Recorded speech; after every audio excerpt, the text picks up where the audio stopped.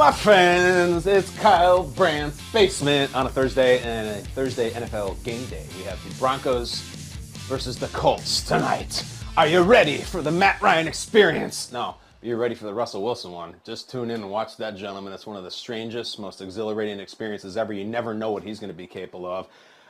So we'll watch that game tonight. But in the meantime, we have all kinds of stuff to talk about today. We are going to discuss all kinds of things. We're doing a Death Star segment today in which we take things we hate in sports media and blast them with enough power to destroy an entire planet and just wipe them from the earth. We got thoughts on guys wearing suits in pregame shows. We have thoughts on the cut-ins and the Aaron Judge home run chase in the football games. Jimmy Trainer from Sports Illustrated is going to join me and hopefully blast some things.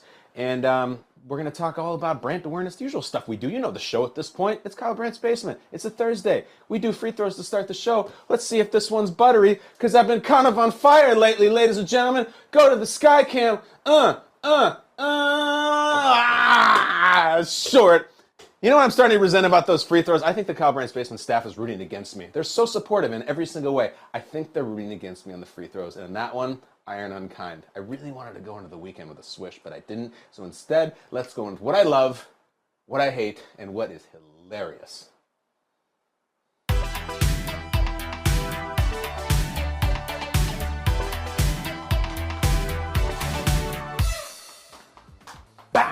Hey, you know what I love? I love a game this weekend, and I haven't said this, I think, since I was in college.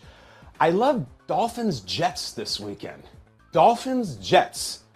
Is this 1999? Is this the early 2000s? Do you know I was at the Miracle at the Meadowlands? I was at the Jumbo Elliott catch game. I was at the incredible Jets comeback.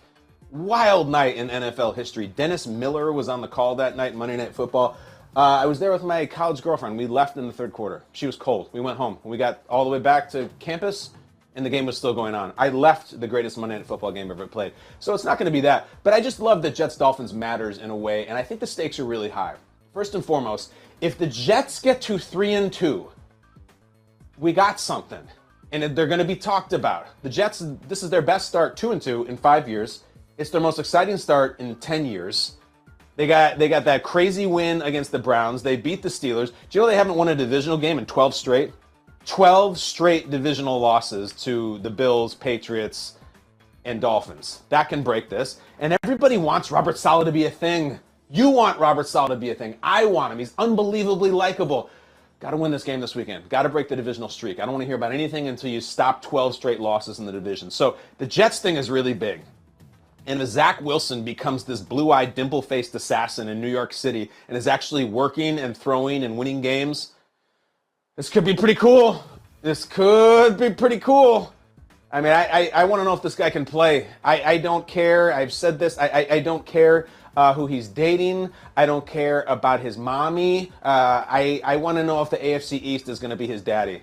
You got to get rid of that now. Stop that. You got to win this weekend. And on the flip side, Dolphins, very emotional week. The ridiculous display with Tua, and he gets carted off, and it's the biggest story in the NFL, and it's a purely horrible story. Emotional deal now. Teddy Bridgewater's coming. I don't know when Tua's going to play. I mean, I have no idea. Short-term, long-term. I work for the NFL, and I can't say with certain. So Teddy Bridgewater comes out, and they're coming off their first loss in the Mike McDaniel weekend, or Mike McDaniel era. Last weekend, first loss, 3-1. So how do they come out? And I say this all the time. I've told you 1,000 times. I like different storylines to talk about. I like the variety box of cereal. So, I mean, the last time I was saying, oh, hell yeah, Jets, Dolphins. Like, I'll tell you, it was Zach Thomas was definitely on the Dolphins. Jason Taylor was on the Dolphins. It was probably Jay Fiedler at quarterback. It was probably Vinny on the other side. Curtis Martin, Lavernius Coles, Wayne Corbett. My gosh, it was, I don't know, who was the coach of the Dolphins? Maybe Dave Wanstedt, Al Groh coaching the Jets. That's the last time you could really say it. That was 20-some years ago. So this is my point. I like refreshing the rivalries and making them new. Don't you get sick of talking all the time about the Packers and the Chiefs and all that? It'd be kind of cool to talk about the Jets. What if the Jets were 3-2? What if the Jets were 7-3? Kind of cool. I like it. I hope the Jets win this game, just for the sake of variety. But man, if they do, And what if the Giants somehow pull off some miracle? The Giants are going to lose in London. I don't see any way Davis Webb, who will probably start, is going to beat Rodgers. I'll talk about more about that game later. But I don't know. We need this Jets thing. It'd be kind of cool. Even the Dolphins getting to 4-1. But Jets, God bless Al Groh, wherever he may be. But if this thing happens right now with Robert Saleh, we're cooking here. Let's move on to what I hate. It has to do with tonight.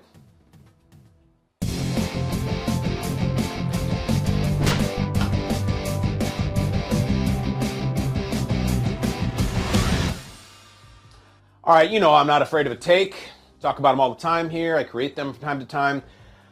But I'm not in on the take already that's sort of fermenting. It's getting ready to be picked right off the branch or poured into a glass. About, I think the Seahawks are better without Russell Wilson. Now, let's just break this down. The Seahawks right now are 2-2. The Broncos are 2-2. Geno Smith, who I really like, is playing a very, very accurate brand of football. He has like the highest completion percentage through 4 games ever. Have you seen that stat? I read it 6 times.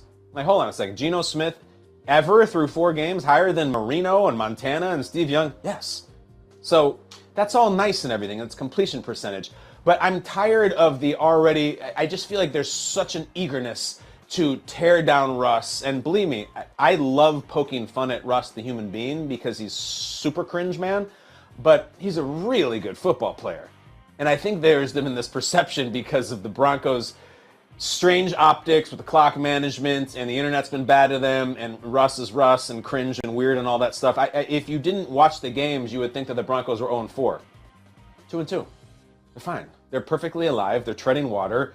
They're probably going to get better. They have really good players, and we'll see if Hackett is a good coach. But they're not 0-4. They're not 1-3. They're 2-2. And there's this rush because Russ makes a ton of money, and because the internet makes fun of him, and so do I. There's that entity, and then there's Geno is a cool guy and has a cool story because he's been a backup for so long, and he's had all these one-year contracts. And remember that time when his own teammate punched him in the face and broke his jaw? That was really messed up. So let's root for Geno, and I'm on that. But it has to be limited. We can't immediately jump to this idea that this is a net win and that Geno's going to be better than Russ, and this is a big... Now look, if you want to get into the weeds and say, well, what the Seahawks got back for Russ, fine. And that Russ was hovering over the organization, fine. And then it was time to move on, fine. That's all very reasoned. But let's see what Geno can do. Come find us 6 weeks from now, and if the Seahawks are 7-3, fine. But as cool as Geno has been in the Seahawks, and no one picked the Seahawks to do squat, and we still are waiting for them to add a third quarterback in the offseason. They're like, nope, Geno and Drew Lock. We're like, are you sure, Pete? Yeah, I am. Geno got hammered by the 49ers, just not even close to a division rival. All right, he's 2-2, just like Russ is. So let's see where it goes. This could easily come off the rails. Russ has won a lot of big games. He has big game potential. He's won 9 playoff games. I will be the first one to tell everybody, how hilarious is this? Russ went to Denver and the whole thing just fell apart, and Seattle now is winning the division and going to the playoffs with Geno Smith and saving about $50 million to do it. That is funny. And let's run the sandwich commercial. And be careful, though. You ever done anything dangerous? We'll just play it ad nauseum here on the show. Trust me. It's not time yet. It's week 5. We're 2-2. I know we're eager to get there, but you can't just go to the Wikipedia and read the end of the movie and pretend you know what's going to happen. It's not. We don't know what's going to happen. Russ is an excellent player for a lot of years. Geno is a backup quarterback for a lot of years. I'm pulling for him, but I will not be surprised if this thing is a little sparkle and fade. So I hate the rush to say, ha ha, Russ sucks, Geno's amazing, Seattle won this thing. Let's wait. Let's wait. Let's wait. And while we wait, let's get to what's hilarious.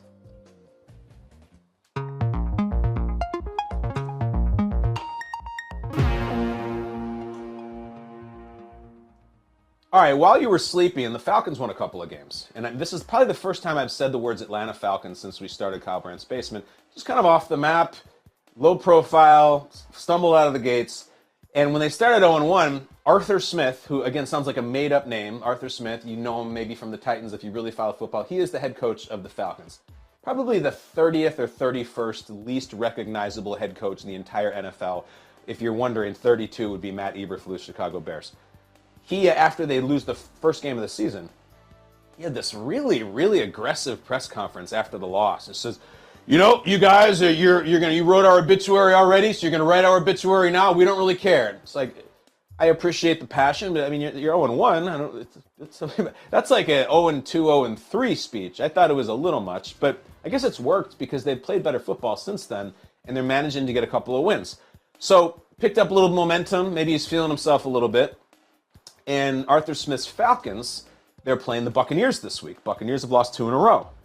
A lot of things going on in the Brady world, as we know. Arthur Smith was asked about facing Tom Brady. Every coach who's faced Brady gets asked, what do you think of Brady? I'll give Arthur Smith this. He went an original route. Not the usual, well, it's the greatest, the consummate professional. No. Check out this. This is what's hilarious. Arthur Smith, head coach of the Falcons, says, quote, I don't think Brady gets enough credit. To sustain that level of success year after year, he's going to make the right play. Never mind the end of it. This guy actually said, a head coach who is a lifelong football man, says, I don't think Brady gets enough credit. Now, there's a lot. Brady's not perfect, and there are a certain lot of takes on Brady. I've had some myself with which to poke holes in legacy or whatnot. Brady gets a lot of credit. he gets, I think, sufficient credit. No one really even refers to Tom Brady without calling him the greatest of all time, and if they don't, they list how many Super Bowls he's won. Usually they do both. It is just a wash in credit. Brady doesn't get enough credit. What do you mean? Did you ever hear that he fell to the 6th round of the draft? It's a crazy story. You would think he'd be drafted earlier because he's Brady, but no, he was picked 199. And not only that, there were several quarterbacks, one of them named Giamatti Carmazzi, who was drafted in front of him. Did you know T. Martin was drafted in front of him? We've been talking about how much Brady deserves credit for 22 years, coach. And he's such an amazing teammate, and he's so good looking, and he makes everybody better. And what are you talking about? What kind of credit does Brady deserve that we haven't given him? We have to supersede sports credit and football credit. And I think we've done that too. Like, we talk about how he lives clean living and he's a humanitarian. Like, we don't really have the means as a species, or we don't have the words to give Brady more credit. I think you would have to give him a Nobel Prize or something, but he hasn't tried to earn that yet. It's saying that Brady is, it's like saying Brady's underappreciated. No, he's not. No, he's not. It's like, you know what? What are we gonna have to do for the Hollywood community to finally recognize the talents of Meryl Streep? What does this woman have to do? She acts her butt off in every role. She never asks for anything. Can we recognize this woman? Meryl Streep does not get enough credit. You know, there's been so many TV shows these days, and some of them just fall under the radar. You know, the show that I think really, really slipped through the cracks, The Sopranos. Why has no one ever stopped to say, now this was a great show? I know we're all so caught up in all these Game of Thrones and Breaking Bad. If you really look back at Sopranos, my take, not everybody's, really started the movement. The Sopranos needs more credit. I hate to do it all sports, but, you know, I grew up in the 90s in Chicago. And I've always had a huge chip on my shoulder because Chicago is second city to New York. As always, there's this little brother complex. And I go around and tell everybody that I meet, don't you remember Michael Jordan? And they're like, yeah, sure. And I'm like, he was the best. And they're always like, I think he was all right. And I'm like, Michael Jordan deserves more credit. And I can never get anybody to agree with me that this guy, Michael Jordan, just like Tom Brady in 2022, deserves far more credit. Underappreciated. You know, I'll stay in Chicago. I'm just on a roll right now. I remember there was a studio downtown that made a television show. Do you remember Oprah? Not opera, Oprah. Oprah was this woman, Oprah Winfrey. She started her own TV show, and she came from local news and like worked her way up and became this sensation. Never enough credit. If we're going to talk about it, Tom Brady doesn't get enough credit. I've always really appreciated Oprah Winfrey's interview style, the way she conducts herself so professionally, all the stuff that I love the magazine. She had a magazine, O Magazine. Just the picture of grace and class and fearlessness. I liked Oprah. You know what also is underappreciated? Energy.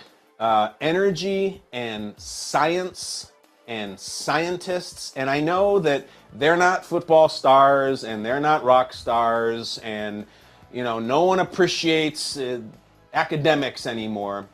But back in the day, Albert Einstein really came up with some crap. And I feel like there should be much more recognition of him. He should be referenced when someone just haphazardly wants to say someone's a genius. He should be like, oh, they're like Einstein. That's what it should be like. Because Einstein, he had this one thing, it was E equals MC, blah, blah, blah. You never see that anywhere. You never hear about him. There's never been a weird Walter Matthau movie called IQ about Albert Einstein. I just don't think it's the thing. So as long as we're rounding up, I agree, Brady, Coach Arthur Smith, does not get enough credit.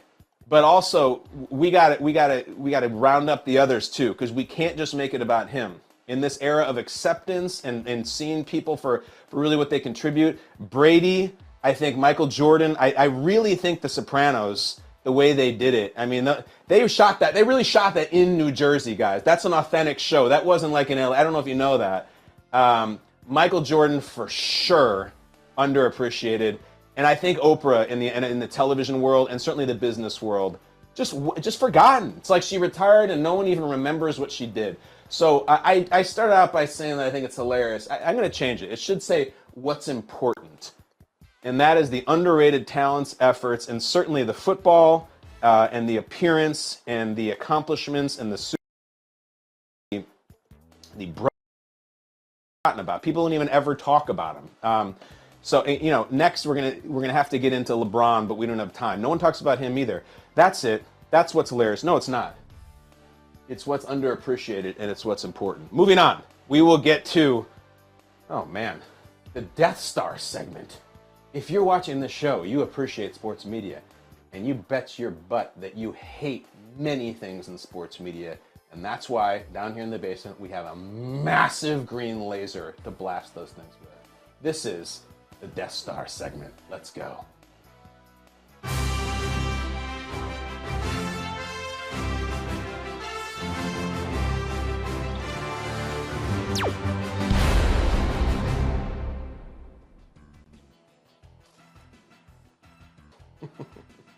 We're going to win a Webby Award for Best Segment Animation for the Death Star segment. Here's the deal. The Death Star, this large, massive, imposing laser with enough power to destroy a planet, we're going to redirect it at crap that we hate in sports media and then blast them into oblivion. There's no better person maybe in the world to do that than an old friend, Mr. Jimmy Traina of the SI Sports Media Podcast, the podcast of note for all things sports media. There he is in his brawny lumberjack look, an old buddy, Jimmy Traina. Good morning, good afternoon, Jimmy. How are you, bud?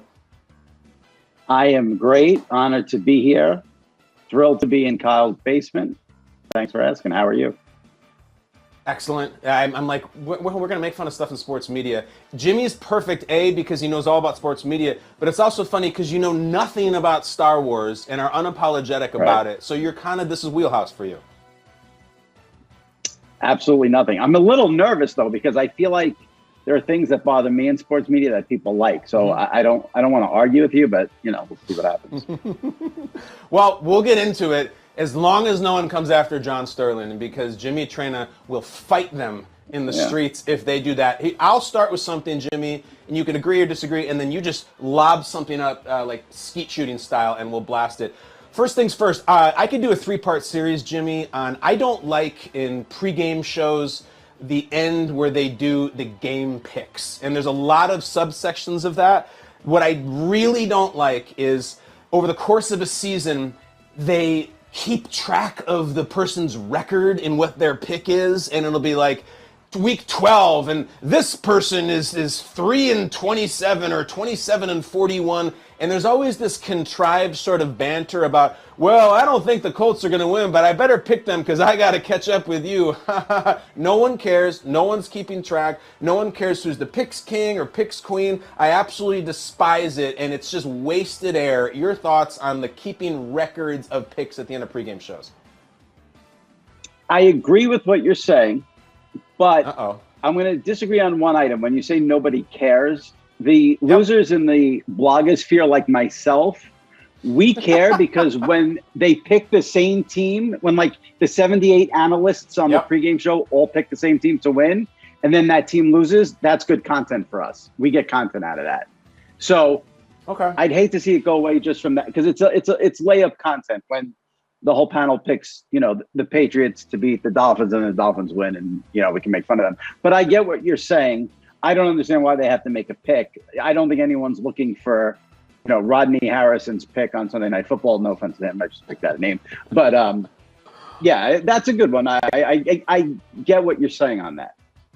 All right, but Jimmy's zagging on this because he is making a good point. When you can screen cap that they all picked the Colts and there's the 5 Colts logo, it was even better this year because for Super Bowl picks, sometimes it would be all Bills to win the Super Bowl and you screen cap that. Yeah. So we're going to spare them because, Jimmy, I'm in deference to you as a guest. If you don't totally agree, we don't Death Star it. But I know you're bringing something. Okay. What would you like to aim the Death Star laser at in sports media?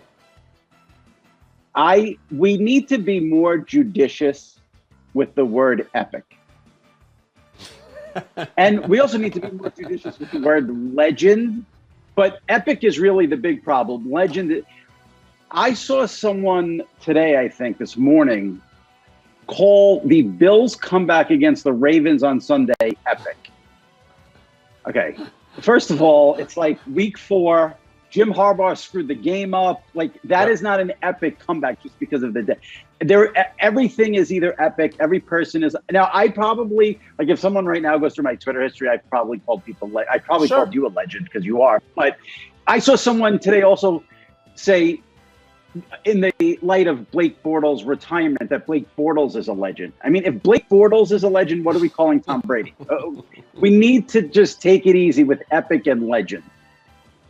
All right, so I see you on epic. Like, the word epic really originates, in my opinion, from like epic works of literature or epic poems. Like the Odyssey is an epic. A legend is like the legend of Hercules. Like, it is really big standards. I'll also raise you one, Jimmy.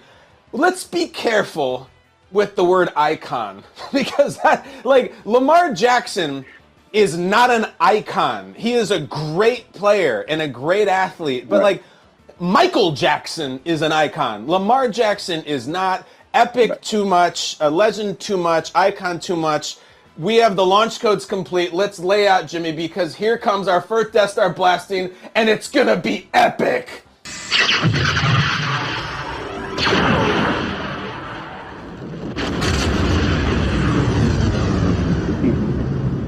That felt good, didn't it? You're not a Star Wars guy, but it felt good. That was good. That was very good. No, that was great. That's, And all right. So Jimmy, I get sometimes people use legend in a joking way, an icon. That's fine. But when they're saying it in a serious manner, I just want to point that out. Yeah, like they used to say, like, Charlie Whitehurst, the backup quarterback Jesus, is a legend. Like, we get where you're going with that. All right, so the best part is we've done one, we blasted one, didn't blast the other. But the best thing is, Jimmy, we have submissions from the audience of things that they want to blast, and you and I can do like the Caesar, thumbs up, thumbs down. First one in, from Ryan. Ryan says, he's talking about sports TV shows. Suits, just dress casual, and then kind of a second take, also get rid of the sneakers with suits, way too try hard to be hip and cool. Jimmy, start with the first one. If you were to look at a show like the NFL on Fox or the NFL on CBS, and be it Bill Cowher or James Brown or Terry Bradshaw, whoever just came out in a golf shirt and slacks, would that work? And does this person have a point about the suits? I think this person has an excellent point. I have actually said this myself. I say it more for even the men who are calling games. I don't understand why you need to wear a suit to call a game. A pregame show especially, he's dead on there. I mean, I don't know, maybe this is just because I'm fat, but I do my best work in sweatpants. Like, I will be better in sweatpants than if I'm in a suit. I don't know if the people on these pregame shows feel that way too, but that's how I am. I don't understand the need to be in a suit to tell me that, the Giants offensive line is in shambles. I don't get it. I don't get the presentation of it. I'd be more attracted. And I don't I believe he said golf shirt. I don't like. Dress how you just want to dress yourself, because I always think that's weird too. When like it's they do this in baseball a lot. When the summer gets to like 100 degrees, the announcers then they're in the golf shirts and out of the suits. Like we're going, and NBC does this. They used to do this on the Sunday night with Al and Chris. They'd be in like the sweater vests on like the holiday games. Like we're getting crazy. It's a holiday. We're not wearing a suit. So I think this tweeter has an excellent point. We don't need suits on pregame shows. Well, our show's a little weird in the morning on Good Morning Football. Like, we're very casual in the off season in the summer, but then there's something about when the games start, like, we put on a blazer, and it feels like it gives it a little more gravitas or seriousness. I would be interested You should be in a football jersey. Casual. You should be in a football jersey every morning. Yeah. You know what I'll do? I'll wear a jersey of the icon Lamar Jackson. I'll wear that every single week. Lamar Jackson fans are so sensitive. They're going to be pissed off I say that he's not an icon. All right, we can't get there on suits. I'm not totally there. I think we can do better. Next tweet. All right, here we go, Jimmy. Let's rip from the headline. This guy is called Bengals Draft Scout. He wants to hit the Death Star blaster at Aaron Judge cut-ins during football games. You are a Yankee guy. You are a New York guy. Your thoughts? Well, first of all, it's over, so he can relax. Second of all, I see here. I'm on both sides of the fence on this. I think I wrote about this. Okay. I understand that if someone is watching a Clemson Wake Forest college football game, they don't care about Aaron Judge. Okay, I got it. Yep. But the reaction from completely deranged college football fans is so over the top. It made me root for the cut-ins. Like. The guys at bat lasts maybe 2 minutes. So it's like for 2 minutes of your life, you got to deal with a split screen, and people were acting like they were being murdered. It was the reaction was over the top. I love that you're the kind of guy who normally doesn't care, but as soon as you see how much someone does care, you're against them. And you and I are similar like that. Here's why I'm anti-cut-in. Because it all stems from 98, and it stems from Bonds and in 73 or whatever. And I think we're just doing it almost in muscle memory from that. Football, way more popular than it was in 98. Baseball, way less popular in 98. Also, in 98, you could not see it 10 seconds after on your phone. You really had to have it, and it was history, and we felt like we were wrapped up in something. Also, the person who's watching Eastern Carolina versus UTEP, they're probably gambling on it. I don't think they have money on Aaron Judge hitting his 63rd. It's for a 60-second, far less likely. So I think it was actually a little tone deaf. Well, if they're really a degenerate, they did, and I think probably I bet it like 4 nights in a row. Yeah. So DraftKings and FanDuel were offering. Jimmy loves to gamble. Loves to. One of the favorite things I ever said between you and me, Jimmy, on the air was I said, I don't gamble on sports, but when I say a team's going to win on morning television, I feel like I'm gambling. And you were like, I will kill you. That is the lamest take I've ever heard. That's not gambling. And that's why I love you. There's an analogy there, but I'm going to probably get beeped out. But yeah, that's bad. That's bad. All right, listen. Well, Jimmy's coming in here to debate today. We don't have a clean kill, so let's have one more and see if we can launch the laser. This one should be good. All right, Boombaka, who writes for USA Today. He wants to laser negative press box food reviews. He says it's free most of the time. You're there to work. Don't like something? Go wait in line and get what you want. Jimmy, I know this is kind of inside baseball here. Your thoughts on negative press box food reviews from media members? It's a tough one. Again, should someone go into a press box and complain about the food? No. But that person is then now putting themselves out there to get made fun of.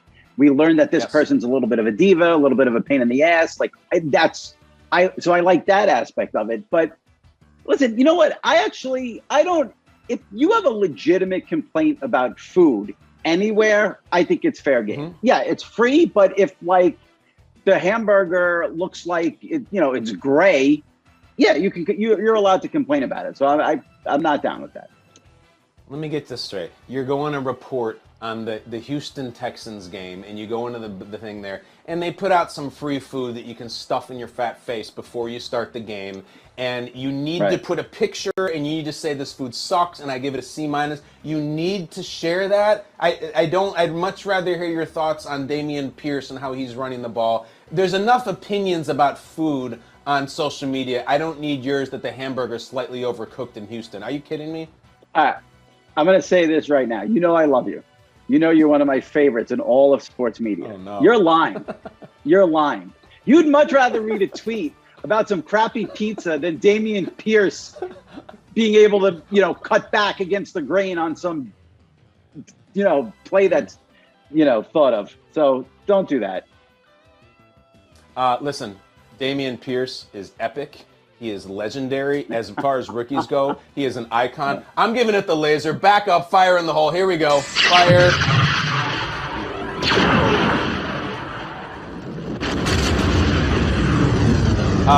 In closing, I will say this. Jimmy is perfect for this. His only imperfection, and I resent you for this, is you know me too well, and you talk through my BS, and you cut through me, and you know what I really like. You're the best, dude. Thank you for coming by, and thank you for blasting stuff with me. Thank you for asking, and love the show, and I'm so happy you're doing it. Best of luck and success. Thank you, buddy. Go to the Jimmy Trana Sports Media podcast on Sports Illustrated. He has incredible guests. We'll just casually have Al Michaels like it's no big deal. Everybody listen to it. If you like sports media, and if you watch this segment, you also hate it, go to Jimmy's thing. Jimmy, we'll see you next time, bud. Anytime. Thanks, buddy. That's our guy, Jimmy. We love him, old friend. Who are we going to do the next Death Star with? I think we should just have a rotating list of people who are critical of media, of which we all are. If you want to come on and do the Death Star segment and you're a known media member like Jimmy Traynor or Jolie Molinaro, let us know. In the meantime, let's just stay aware of all things in the headlines. Not brand awareness, Brandt awareness. Here comes Sam Pepper. Let's do it.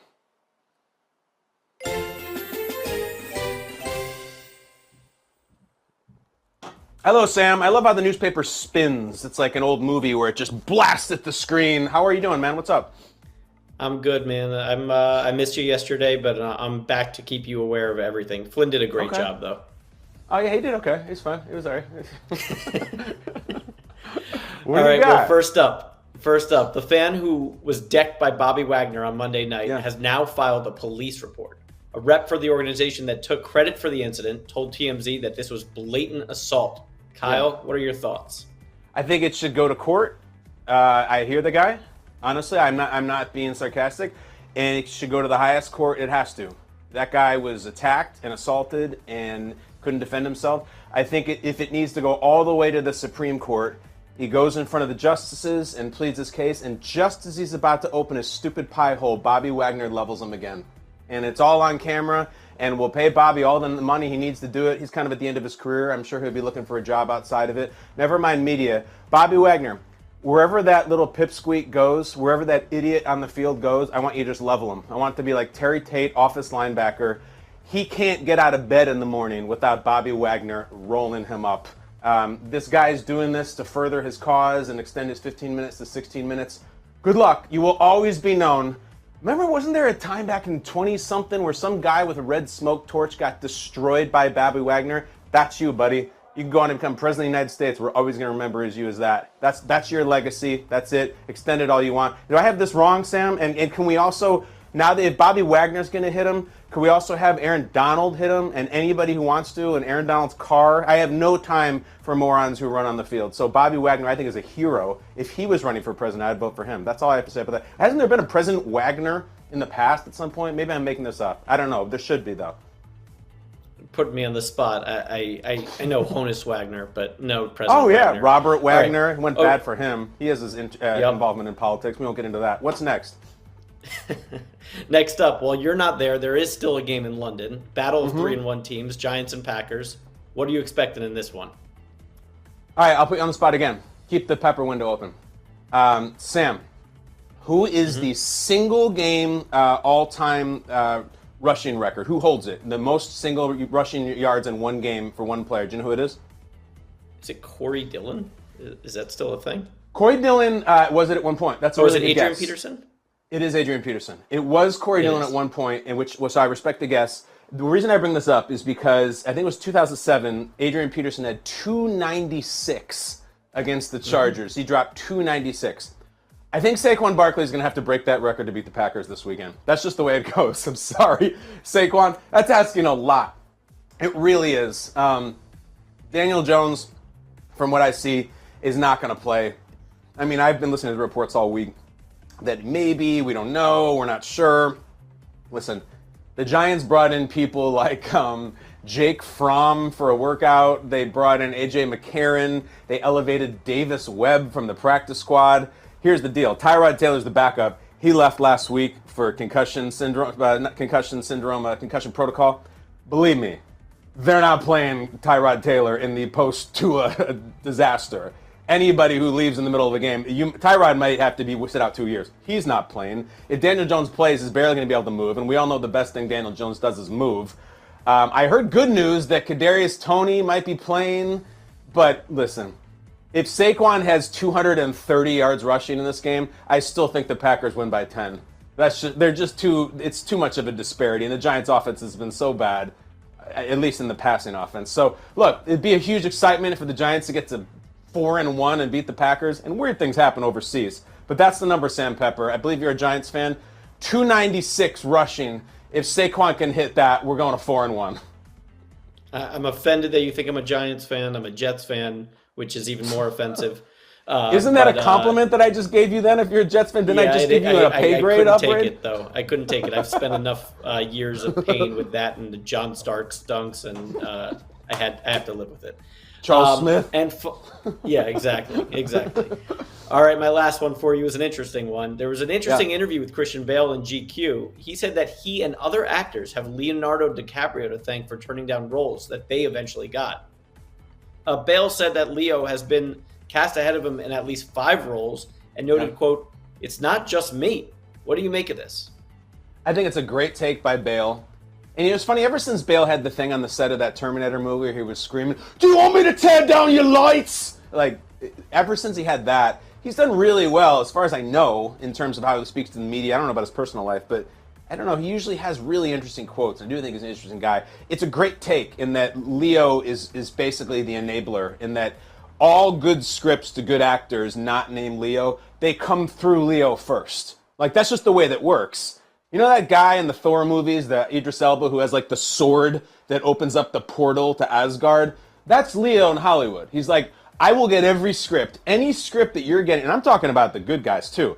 I'm talking about Gosling, Gyllenhaal, Damon, Bale, Wahlberg, maybe. Like, these are all Oscar dudes. Like, they go through Leo. Like, he is the Brady of Hollywood, and he has been for a long time. Let's go through some of these. Bale says, all the good scripts he passes on. Roles that Leo has either confirmed he passed on, the director confirmed he passed on, or it's been highly reported. First off, passed on Robin in Batman Forever, which was maybe the best decision he's ever made. That went to Chris O'Donnell, who was coming off A Scent of a Woman and was hot, and I don't know, then he went in to make probably $300 million on CSI shows, but that's fine. You don't want to be in Batman Forever. Leo did Basketball Diaries instead. That's a very small imprint on Hollywood, but it's a much more respected movie, and he kind of kept it alternative. 97, this is a big one.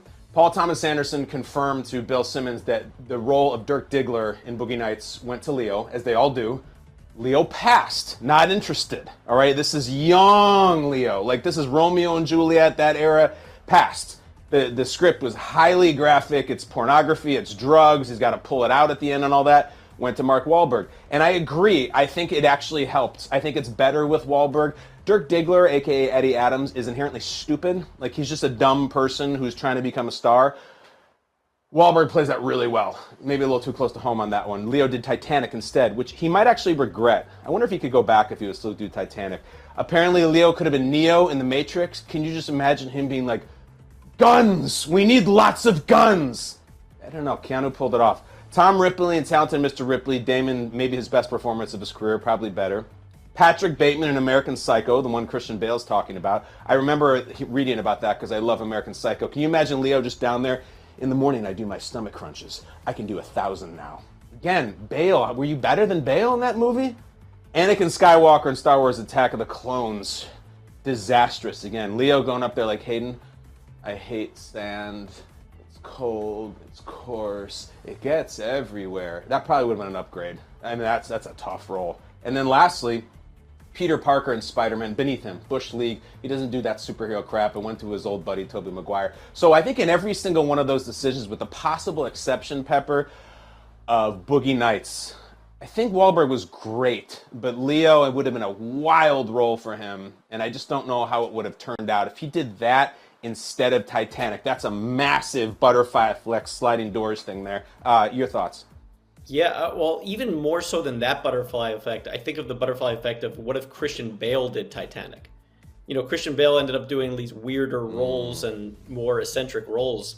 I feel like if Christian Bale did Titanic, his career goes in a totally different path. Yeah. Somebody's life's about to change! Yeah, like I can picture him really getting into it.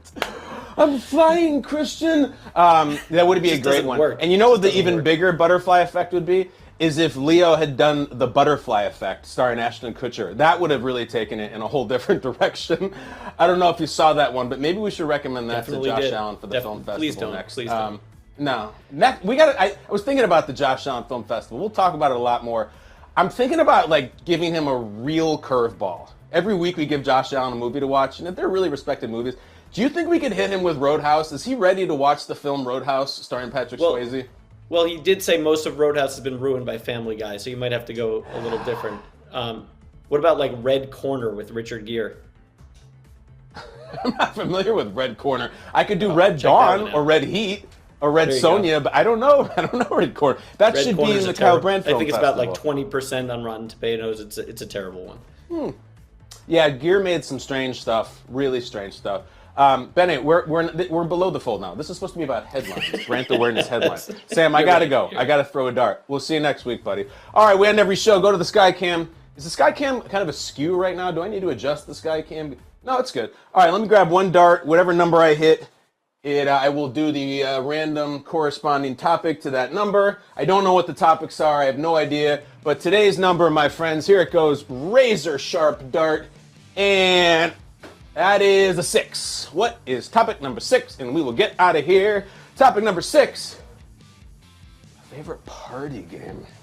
Well, a lot of ways to go with that. So let's get out of here and talk favorite party game. Now, if you're just talking, you know, the corny date night, stay at home, the so-and-sos are coming over, the Simmons and the Swartzes, and we're going to get out the Chardonnay in the, you know, your famous buffalo dip. Do a lot of that.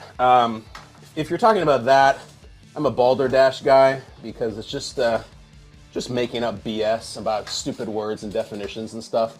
But if there was a party game Hall of Fame, which someone will probably tweet and say, you know, there actually is one. It's it's in Springfield, Illinois. No, if there was a party game Hall of Fame, I think the best party game ever is a little game called Spin the Bottle, and which kids, I would say, 13, sit in a circle, and you got an old, I don't know where they get a bottle of Coke, and you spin it, and it lands on Kelly, and then you spin it, and it lands on Brandon, and then they kiss, and it's bleeping electric. I played that game one time, and I remember the name of the girl's house I was at, and there's about 6 of us, and it's just like I just laid out.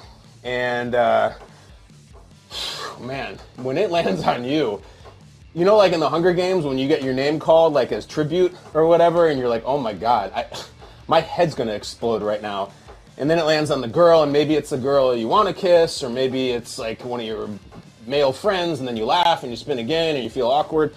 Man, I wish there was an adult version of Spin the Bottle. I think there is. I think it's called Swinging, which I hear goes on in the neighborhood I live in. People say, oh yeah, there's swinging up in that town.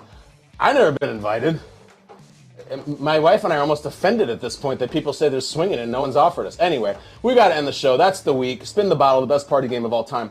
We will be back Sunday night. When you watch all the Sunday games, come in here. We launch the show right around Sunday Night Football starting. Watch it on YouTube while you're watching the game on your phone. That's the week, my friends. Love you. Thank you. Goodbye from the basement. See ya.